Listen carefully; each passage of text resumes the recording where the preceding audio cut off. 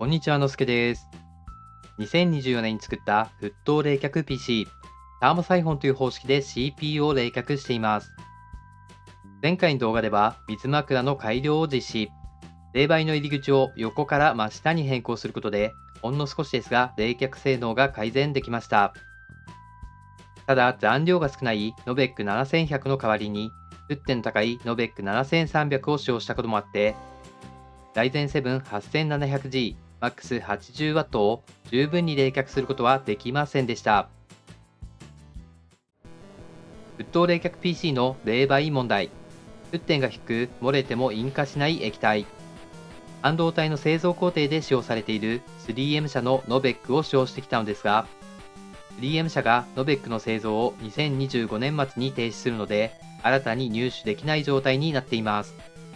代替品がいくつかのメーカーから発売されていますが、半導体製造業の引き合いが強いため、個人が入手するのは難しい状況と思っていたのですが、ついにノベックの代替品を入手する方法を見つけました。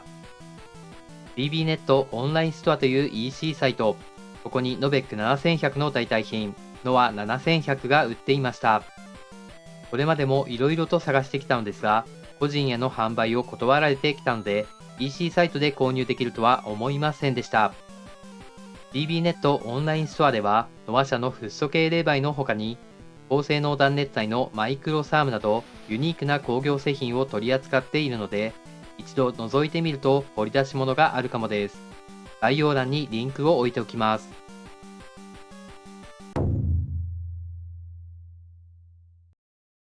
ということで、ノア7100が手に入ったので、早速性能を確認していきたいと思います。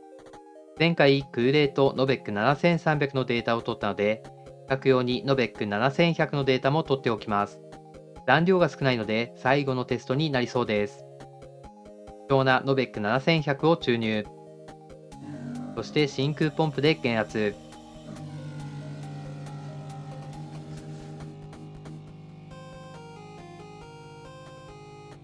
マイナス 60kPa まで減圧できました。ノベック7300の時はマイナス 80kPa だったので、ちょうど蒸気圧の差分、20kPa 圧力が高くなりました。水位はポーラスメタルよりちょっと上で、ノベック7300の時と同じ。早速 CPU-Z で負荷をかけます。いきます。はい。たまにこういう突沸のような現象が起きます。ここから8倍速。沸騰の様子はノベック7300と同じような感じですが、ノベック7100にしたことでギリギリ90度にならないと思ったのですが、やはり90度を超えてしまいました。なので今回もサーマルスロットリングで絞られた消費電力を参考に比較をしていきたいと思います。10分後の消費電力の結果がこちら。緑のノベック7300が 51W だったのに対して、オレンジのノベック7100は 69W まで改善。ライゼンのリテールクーラーと同程度の結果となりました。沸点が98度から61度に37度低下したので、その差で消費電力が 18W 改善したのだと思います。やはり冷媒の沸点の影響は大きいようです。ということで次はノア7100のテスト。ノア7100はノベック7100の代替品で、成分が多少異なりますが、沸点などのスペックはほとんど同じとなっています。容器はノベックと同じようなアルミの断熱容器に入れられていました。真空ポンプで減圧。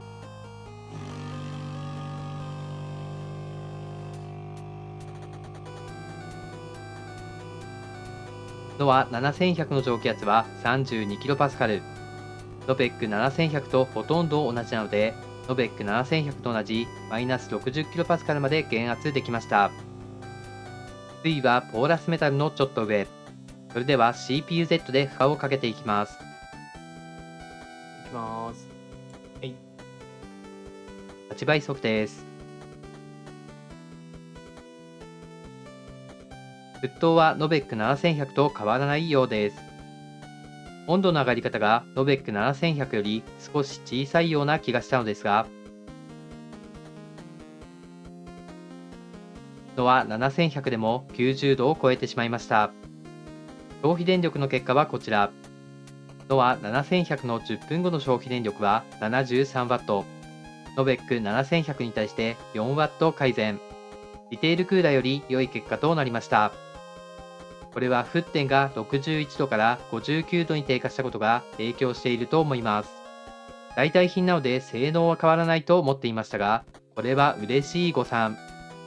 ノア7100はノベック7100と同程度以上の冷却性能があることが分かりました。ノア7100は 1kg で2万円超えと高いですが、いつでも入手可能な状態になったのは大きいです。これで沸騰冷却 PC の開発を進めていくことができます。次回は水枕の改良の続きをやろうと思っているので、高評価とチャンネル登録をして気長に待ってくれると嬉しいです。ではでは。